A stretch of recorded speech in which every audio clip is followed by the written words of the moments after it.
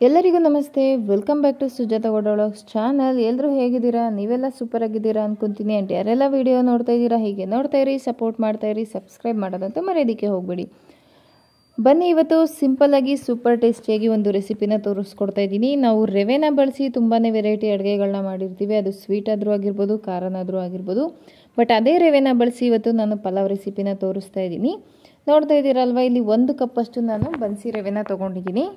ನೀವು ಬೇಕಿದ್ರೆ ಮೀಡಿಯಮ್ ರವೆನೂ ಸಹ ಬಳಸಬಹುದು. ಇದಾದ ನಂತರ ಒಂದು ಜಾರ್ ತೊಗೊಂಡು ಜಾರ್ಗೆ ಖಾರಕ್ಕೆ ತಕ್ಕಂತೆ ಹಸಿಮೆಣಸಿನ್ಕಾಯಿನ ಹಾಕ್ತಾಯಿದ್ದೀನಿ. ಖಾರಕ್ಕೆ ತಕ್ಕಂತೆ ಹಾಕೊಳ್ಳಿ ನೋಡಿಕೊಂಡು. ನೆಕ್ಸ್ಟ್ ಇದಾದ ನಂತರ ನಾನಿಲ್ಲಿ ಸ್ವಲ್ಪ ಶುಂಠಿನ ಹಾಕ್ತಾಯಿದ್ದೀನಿ.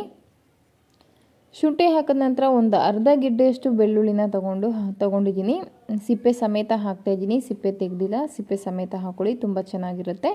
ಸ್ವಲ್ಪ ಪುದೀನ ಸೊಪ್ಪು ಹಾಗೆ ಸ್ವಲ್ಪ ಕೊತ್ತಂಬರಿ ಸೊಪ್ಪನ್ನು ಸಹ ಹಾಕ್ತಾಯಿದ್ದೀನಿ. ಪಾಲಕ್ ಸೊಪ್ಪಿತ್ತು ಅಂದರೆ ಹಾಕೊಳ್ಳಿ, ಇಲ್ಲ ಅಂದರೆ ಸ್ಕಿಪ್ ಮಾಡ್ಕೊಳ್ಳಿ.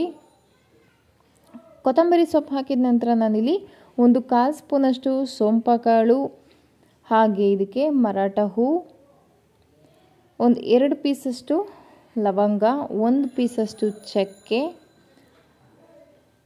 ಕಾಳು ಮೆಣಸನ್ನು ಸಹ ಹಾಕಿದ್ದೀನಿ ಇಲ್ಲಿ ನಾನು. ಕಾಳು ಮೆಣಸು, 1 ಏಲಕ್ಕಿ, ಹಾಗೆ ಸ್ವಲ್ಪ ಜೀರಿಗೆ.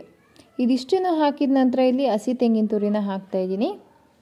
ಪೀಸ್ ಮಾಡಿ ಹಾಕಿದ್ದೀನಿ ಹಸಿ ತೆಂಗಿನಕಾಯಿನ. ನೀವು ತುರಿದು ಕೂಡ ಹಾಕಬಹುದು. ಇದಾದ ನಂತರ ಇಲ್ಲಿ ಒಂದು 2 ರಿಂದ 3 ಸ್ಪೂನಷ್ಟು ಮೊಸರನ್ನ ಹಾಕ್ತಾಯಿದ್ದೀನಿ. ಮೊಸರು ಹಾಕಿದ ನಂತರ ಇಲ್ಲಿ ಇದಕ್ಕೆ ಬೇಕಾಗಿರೋಷ್ಟು ಸ್ವಲ್ಪ ನೀರನ್ನು ಸಹ ಸೇರಿಸ್ಕೊಂಡು ಸ್ವಲ್ಪ ತರಿಯಾಗಿ ರುಬ್ಕೊಂಡು ಬರೋಣ. ಪೂರ್ತಿ ನೈಸ್ ಪೇಸ್ಟ್ ಆಗಬೇಕಂತ ಏನಿಲ್ಲ, ಅಥವಾ ಪೂರ್ತಿ ತರಿ ಇರೋದು ಬೇಡ. ನಾನು ತೋರಿಸ್ತಾ ಇದ್ದೀನಲ್ವ, ಇಷ್ಟಿದ್ರೆ ಸಾಕು. ಈಗ ಇದಕ್ಕೆ ನೆಕ್ಸ್ಟ್ ಗ್ಯಾಸ್ನ ಹಚ್ಕೊಂಡು ಒಂದು ಬಾಣಲಿನ ಇಟ್ಟು, ಬಾಣಲಿ ಸ್ವಲ್ಪ ಬಿಸಿ ಆದ ನಂತರ ಒಂದು 2 ಸ್ಪೂನಷ್ಟು ತುಪ್ಪನ ಹಾಕಿದ್ದೀನಿ. ತುಪ್ಪ ತಿನ್ನಲ್ಲ ಅನ್ನೋರು ಸ್ಕಿಪ್ ಮಾಡ್ಕೊಳ್ಳಿ, ಬರೀ ಎಣ್ಣೆನೇ ಬಳಸ್ಕೊಳ್ಳಿ.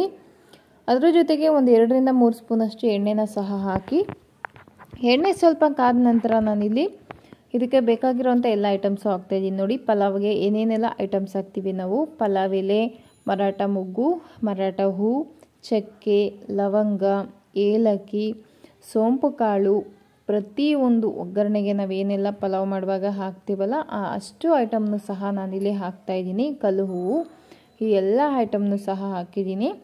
ಇದೆಲ್ಲ ಹಾಕಿದ ನಂತರ ಸ್ವಲ್ಪ ಇದೆಲ್ಲ ಎಣ್ಣೆಯಲ್ಲಿ ಫ್ರೈ ಆದ ನಂತರ ಒಂದು 2 ಸೆಕೆಂಡು ಚೆನ್ನಾಗಿ ಫ್ರೈ ಆದ ನಂತರ ಇದಕ್ಕೆ ಉದ್ದುದಕ್ಕೆ ಹೆಚ್ಕೊಂಡಿರೋವಂಥ ಒಂದು ಈರುಳ್ಳಿನೂ ಸಹ ಹಾಕ್ತಾಯಿದ್ದೀನಿ. ಈರುಳ್ಳಿನ ಹಾಕ್ಕೊಂಡು ಈರುಳ್ಳಿ ಸ್ವಲ್ಪ ಕಲರ್ ಚೇಂಜ್ ಆಗೋ ತನಕ ಚೆನ್ನಾಗಿ ಫ್ರೈ ಮಾಡ್ಕೊಳ್ಳಿ. ಈರುಳ್ಳಿ ಹಸಿ ಸ್ಮೆಲ್ಲೆಲ್ಲ ಹೋಗಲಿ.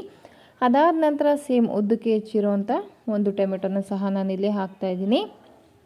ಟೊಮೆಟೊ ಹಾಕಿ ಚೆನ್ನಾಗಿ ಫ್ರೈ ಮಾಡ್ಕೊಂಡಾದ ನಂತರ ನಾನಿಲ್ಲಿ ತರಕಾರಿನ ತೊಗೊಂಡಿದ್ದೀನಿ. 3 ಥರ ತರಕಾರಿ: ಹುರುಳಿಕಾಯಿ, ಗೆಡ್ಡೆಕೋಸು, ಹಾಗೆ ಕ್ಯಾರೆಟು. ನೀವು ಬೇಕಿದ್ರೆ ತರಕಾರಿಗೆ ಇದ್ರ ಜೊತೆಗೆ ಇನ್ನೂ ಸ್ವಲ್ಪ ತರಕಾರಿನೂ ಸೇರಿಸ್ಕೋಬೋದು. ಆಲೂಗೆಡ್ಡೆ ಅಥವಾ ಹೂಕೋಸು ಅಥವಾ ಹಸಿ ಬಟಾಣಿ ಇತ್ತು ಅಂದರೂ ನೀವು ಸೇರಿಸ್ಬೋದು. ನಾನಿಲ್ಲಿ 3 ಥರ ತರಕಾರಿನ ತೊಗೊಂಡಿದ್ದೀನಿ. ತರಕಾರಿ ಹಾಕಿದ್ಮೇಲೆ ಸ್ವಲ್ಪ ಚೆನ್ನಾಗಿ ಫ್ರೈ ಮಾಡಿಕೊಂಡು ಇದಕ್ಕೆ ರುಚಿಗೆ ತಕ್ಕಷ್ಟು ಉಪ್ಪನ್ನು ಕೂಡ ನಾನೀಗ ಹಾಕ್ಕೊತಾ ಇದ್ದೀನಿ. ಎಣ್ಣೆಯಲ್ಲಿ ಫ್ರೈ ಮಾಡ್ಕೊಂಡಾದಮೇಲೆ ರುಚಿಗೆ ತಕ್ಕಷ್ಟು ಉಪ್ಪನ್ನು ಹಾಕ್ಕೊಳ್ಳಿ.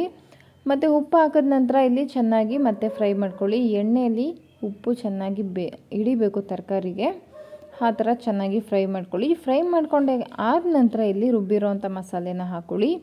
ಮಸಾಲೆ ಹಾಕಿದ್ಮೇಲೂ ಕೂಡ ತುಂಬಾ ಚೆನ್ನಾಗಿ ಫ್ರೈ ಮಾಡ್ಕೊಬೇಕು. ನಾವು ಎಷ್ಟು ಚೆನ್ನಾಗಿ ಫ್ರೈ ಮಾಡ್ತೀವಿ ಟೇಸ್ಟ್ ಅಷ್ಟು ಚೆನ್ನಾಗಿ ಬರುತ್ತೆ. ನಾನು ತುಂಬ ವಿಡಿಯೋಗಳಲ್ಲಿ ಹೇಳಿದ್ದೀನಿ, ಮಸಾಲೆನ ಫ್ರೈ ಮಾಡಿದಷ್ಟು ಅಡುಗೆ ತುಂಬಾ ಟೇಸ್ಟಿಯಾಗಿ ಬರುತ್ತೆ ಅಂತೇಳಿ. ಸೊ ನಾವು ಪಲಾವ್ ಐಟಮ್ ಮಾಡುವಾಗ ಮಸಾಲೆನ ಎಷ್ಟು ಚೆನ್ನಾಗಿ ಫ್ರೈ ಮಾಡ್ತೀವೋ ಅಷ್ಟು ಚೆನ್ನಾಗಿ ಟೇಸ್ಟ್ ಬರುತ್ತೆ.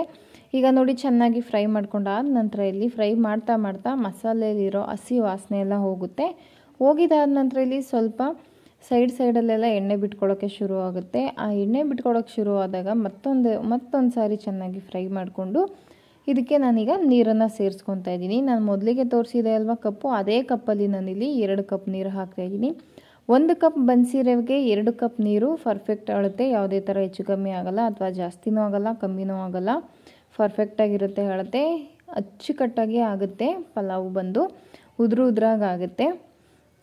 ಈಗ ಒಂದು ಕ್ಯಾಪ್ನ ಕ್ಲೋಸ್ ಮಾಡಿ, ಈ ಥರ ಪ್ಲೇಟ್ನ ಕ್ಲೋಸ್ ಮಾಡಿ ಚೆನ್ನಾಗಿ ತರಕಾರಿ ಎಲ್ಲ ಮಸಾಲೆ ಎಲ್ಲ ಕುದಿಸ್ಕೊಳ್ಳೋಣ. ನೋಡಿ, ಇಷ್ಟು ಕುದೀತಾ ಇದೆ. ಕುದಿ ಆದ ನಂತರ ಒಂದ್ಸಲಿ ಚೆನ್ನಾಗಿ ನೀಟಾಗಿ ಮಿಕ್ಸ್ ಮಾಡ್ಕೊಳ್ಳಿ. ನೋಡಿ, ಈ ಥರ ಎಲ್ಲ ಮಿಕ್ಸ್ ಮಾಡಿಕೊಂಡ್ರೆ ನಿಮಗೆ ಈ ಟೈಮಲ್ಲಿ ನಿಮಗೆ ಅದ್ರ ಘಮ ಬರೋಕ್ಕೆ ಶುರು ಆಗುತ್ತೆ. ಈ ನಾವು ಪಲಾವ್ ರೆಸಿಪಿ ಏನು ಮಾಡ್ತಾಯಿದ್ದೀವಿ ಇದ್ರ ಘಮ ಅಂತೂ ಸಖತ್ತಾಗಿ ಪರ್ಫೆಕ್ಟಾಗಿ ಬರುತ್ತೆ. ಈಗ ಚೆನ್ನಾಗಿ ಫ್ರೈ ಮಾಡ್ಕೊಂಡಾದ ನಂತರ ಇಲ್ಲಿ ನೋಡಿ ತುಪ್ಪದಲ್ಲಿ ಹುರಿದಿಟ್ಕೊಂಡಿದ್ದೀನಿ ಬನ್ಸಿ ರವೆನ. 1 ಕಪ್ ಬನ್ಸಿ ರವೆ ಏನು ತೋರಿಸಿದೆ ಅದೇ ಬನ್ಸಿ ರವೆನ 1 ಸ್ಪೂನ್ ತುಪ್ಪನ ಹಾಕಿ ಚೆನ್ನಾಗಿ ಹುರಿದಿಟ್ಕೊಂಡಿದ್ದೀನಿ. ಸ್ವಲ್ಪನೇ ರವೆನ ಹಾಕಿ ಚೆನ್ನಾಗಿ ಮಿಕ್ಸ್ ಮಾಡ್ಕೊಳ್ತಾ ಹೋಗಿ. ಈ ಥರ ಒಂದೊಂದು ಸ್ವಲ್ಪ ಹಾಕೊಂಡು ಈ ಥರ ಮಿಕ್ಸ್ ಮಾಡ್ತಾ ಹೋದರೆ ಯಾವುದೇ ಥರ ಗಂಟುಗಳಾಗಲ್ಲ. ಒಂದೊಂದು ಕಡೆ ಬರೀ ರವೆ ಉಳ್ಕೊಳ್ಳೋದು, ಒಂದು ಕಡೆ ಬರೀ ನೀಟಾಗಿ ಮಿಕ್ಸ್ ಆಗೋದು, ಈ ಥರ ಯಾವುದೇ ಸಮಸ್ಯೆ ಆಗಲ್ಲ, ಪರ್ಫೆಕ್ಟಾಗಿ ಆಗುತ್ತೆ. ನೋಡಿ ಈಗ ಚೆನ್ನಾಗಿ ಮಿಕ್ಸ್ ಮಾಡ್ಕೊಳ್ಳಿ. ಈಗ ಇಷ್ಟು ತೆಳ ಕಾಣ್ತಿದೆ ಅಲ್ವಾ, ಚೆನ್ನಾಗಿ ಅದು ಬೆಂದ ಮೇಲೆ, ರವೆ ಎಲ್ಲ ಬೆಂದ ಮೇಲೆ ನಿಮಗೆ ಪರ್ಫೆಕ್ಟಾಗಿ ಉದುರಾಗಿ ತುಂಬಾ ಚೆನ್ನಾಗಿ ಕಾಣಿಸುತ್ತೆ. ಈಗ ಚೆನ್ನಾಗಿ ಮಿಕ್ಸ್ ಮಾಡ್ಕೊಂಡಾದಮೇಲೆ ಮತ್ತೆ ಮೇಲ್ಗಡೆ 1 ಸ್ಪೂನಷ್ಟು ತುಪ್ಪನ ಹಾಕ್ಕೊಂಡು ಮತ್ತೆ ಮಿಕ್ಸ್ ಮಾಡಿಕೊಂಡು ಒಂದು ಕ್ಯಾಪ್ನ ಕ್ಲೋಸ್ ಮಾಡಿ ಒಂದು 30 ಸೆಕೆಂಡ್ ಅದನ್ನು ಲೋ ಫ್ಲೇಮ್ ಇಟ್ಟು ಹಾಗೆ ಬಿಟ್ಬಿಡಿ. ಯಾಕಂದರೆ ಆವಾಗ ರವೆ ಚೆನ್ನಾಗಿ ಬೆಂದು ಹಾಳ್ಕೊಳ್ಳುತ್ತೆ, ಯಾವುದೇ ಥರ ಗಂಟು ಥರ ಎಲ್ಲ ಇರೋದಿಲ್ಲ. ಈಗ ನೋಡಿ ಕ್ಯಾಪ್ನ ಕ್ಲೋಸ್ ಮಾಡಿ ತೆಗೆದಿದ್ದು ಆಯಿತು. ಇದಾದ ನಂತರ ಮೇಲ್ಗಡೆ ಸ್ವಲ್ಪ ಕೊತ್ತಂಬರಿ ಸೊಪ್ಪನ್ನ ಉದುರಿಸ್ಕೊಂಡ್ರೆ ನಿಮಗೆ ಪರ್ಫೆಕ್ಟಾದ ಟೇಸ್ಟಿಯಾದ ರವೆ ಪಲಾವ್, ಬನ್ಸಿ ರವೆ ಪಲಾವ್ ರೆಡಿ ಅಂತಲೇ ಆಯಿತು. ಈಗ ನೋಡಿ ಎಷ್ಟು ಪರ್ಫೆಕ್ಟಾಗಿ ರೆಡಿಯಾಗಿದೆ ಅಂತ. ಯಾವುದೇ ಥರ ನೀರು ಕಮ್ಮಿ ಆಗಿಲ್ಲ, ಎಲ್ಲೂ ಕೂಡ ಒಂಚೂರು ಗಂಟಿಲ್ಲ, ಎಲ್ಲೂ ಕೂಡ ರವೆ ಉಳ್ಕೊಂಡಿಲ್ಲ. ಪರ್ಫೆಕ್ಟಾಗಿ ತರಕಾರಿ ಜೊತೆ ಕರೆಕ್ಟಾಗಿ ಹೊಂದ್ಕೊಂಡಿದೆ. ಚೆನ್ನಾಗಿ ಮಿಕ್ಸ್ ಮಾಡಿಕೊಂಡ್ರೆ ಸಾಕು, ಪರ್ಫೆಕ್ಟಾಗಿರುತ್ತೆ. ನೋಡಿ ಎಷ್ಟು ಚೆನ್ನಾಗಿ ಕಾಣಿಸ್ತಾ ಇದೆ ಅಲ್ವಾ.